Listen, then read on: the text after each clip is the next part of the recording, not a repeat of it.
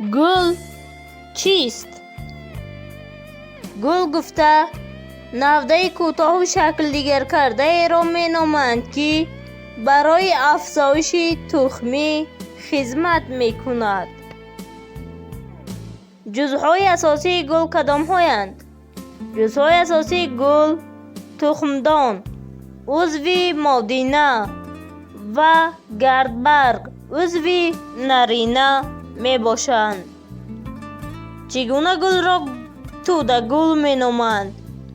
گل هایی که گروه گروه جایگیرند توده گل می نامند. آنها را در آلو بالو، سبزی، شیبیت دیدن ممکن است. رستنی های گلدار چند نمود می شوند. رستنی های گلدار را به 4 گروه درختان، بوته ها، نیم بوته ها و علف ها جدا می کنند.